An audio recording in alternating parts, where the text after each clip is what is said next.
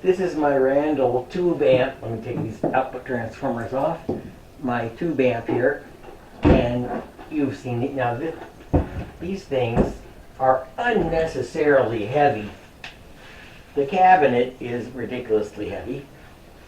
It's got 112. Very nice little tube amp, EL34s. Didn't know that when I bought it. But it's got a circuit breaker in back. And the circuit breaker started tripping. Not on acid, it wasn't tripping. But anyway, I was playing it, recording, and I noticed the circuit breaker kept tripping after about 3 minutes. So I thought, well, I better look at the back. And I turned it around backwards so I could play it, just for a test. Well, I didn't have to wait for very long. I saw the tubes were one tube was glowing reddish. Not good. So, and that was this tube. I had to find out what it was. I took the chassis out and I hooked it up to my voltmeter, and I was looking at the bias, and the bias was fine on both tubes, the same, and it's adjustable. And I adjusted it all the way down and all that stuff, and it didn't help. I was looking at the bias right while I was playing it, and it still was drawing too much current. So, output transformer. So, now I want to show you this thing. Not only is the cabinet extra super heavy, look at this transformer. This transformer, the power supply one, is big enough, that's bigger than a twin reverb. That's big enough to push like 4 KT88s. That's like a Marshall 100 watt. That's unnecessarily huge. But the output transformer was only this little bitty thing. And for the two EL34s, that's pushing it. That's about as small as I've seen for that. But, not that it wouldn't work, and it did work fine, and it sounded beautiful. It also, it's not the first amp I've seen to go through an output transformer. My Pro Reverb's on its 4th one. So,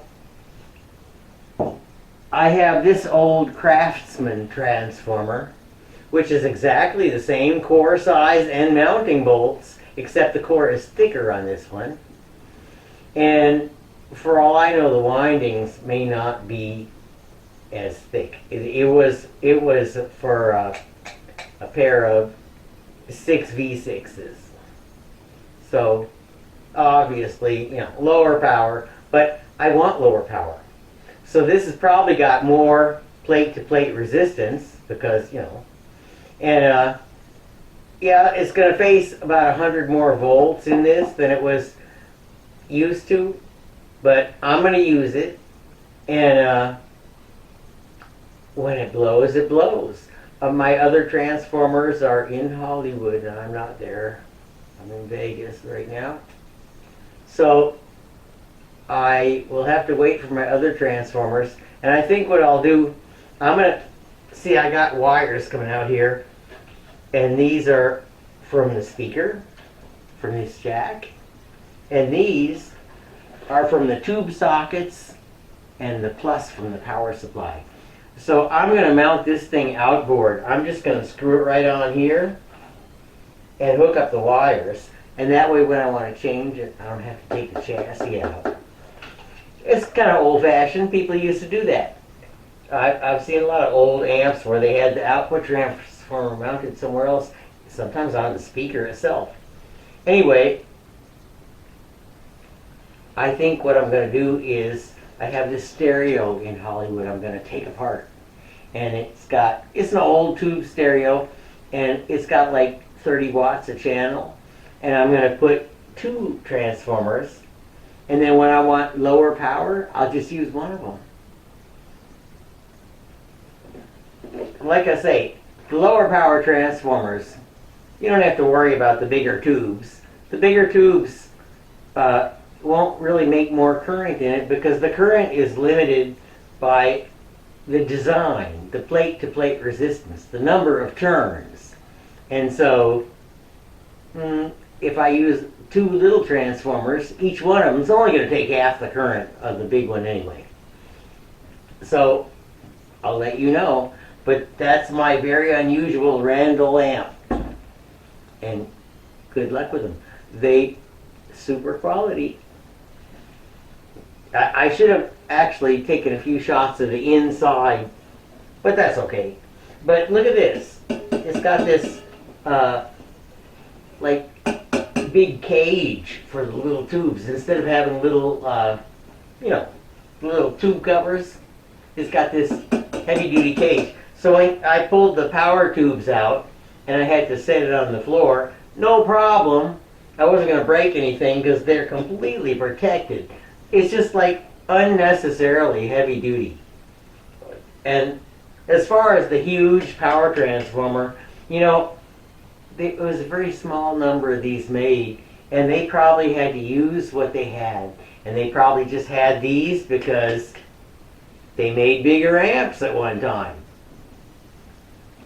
It's probably the same transformer as in their big one. And this came with the Celestion in it. Works fine. There. Now, of course, you always have to do it on the floor first. I hooked it up. Here's the high voltage, the only dangerous one here. That one, the striped one. And the speaker wires. And I turn it on. I did this off camera first. Just because I was curious, not because wouldn't have done it on camera. And it works. But of course the tubes never get overheated unless I'm playing loud through it, which is what I'm going to do next. Right now it's after midnight here in the neighborhood, so tomorrow I'll play really loud through it for a while, and in 2 minutes I'll know. But yeah, it's working. There's the new output transformer, which I'll just mount right in there. And here are the EL34s going through a transformer that was designed for 6V6s. So here it is, working with the new little transformer on the floor, because hey, it's a jinx to put them in first. Then you know they're not going to work. But everything seems to be working normally. I won't know if it overheats until I play it loud. I'll do that tomorrow. It's after midnight here in the neighborhood, and this is not like a 24-hour studio, not for guitar tracks. So yeah, I'm just gonna mount it in the box in there, because it's probably not the last one that's gonna go in here. But if it works, it works. Those are the EL34s, looking very happy.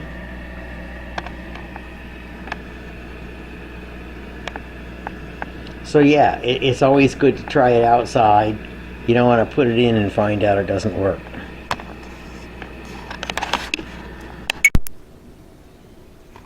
Okay, so I just disturbed the neighbors, and it works fine. Now, see, this thing has different taps on it. I tagged them. When I took them out of the amplifier I took it out of. I'm using the 4 ohm tap. I'm using the 4 ohm tap going into 8 ohms because, EL34s have more voltage than 6V6s. And impedance is the voltage current ratio, and so I want to change that, and so I run the lower impedance output into the higher impedance load, and that's reflected back to the primary in that nice transformer. Transformers are very good about that. It reflects that higher load resistance right back to the primary and makes less load on the plates. So I'm going to be just fine. The thing sounds pretty, and I'm happy. Okay, it's officially mounted. I just put a couple screws and a bunch of silicone, and you know, it's temporary because I'm going to put more transformer in it. This is going to get me about 10 watts, and I think maybe I'll change to the 8 ohm tap, and that'll get me about 15 watts. And I want something a little more power than that. A pair of them would be fine. 30 watts, perfect. You know, 25, 30 watts, fine. And I have transformers like that, just not here. I have stuff I can pirate, but not many of them. The tube amps for parts are almost gone. Very low volume. But, I mean low power. It's going to get another output transformer or two. But it sounds beautiful. And it's doing everything a little tube amp should do. Here's the high gain setting.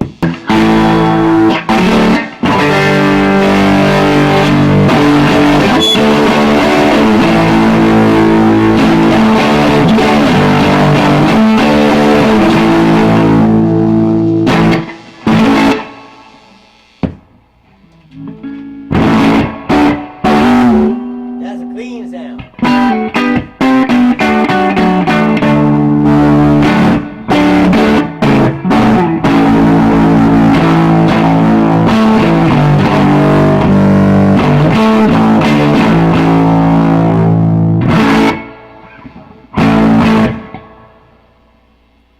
It works now.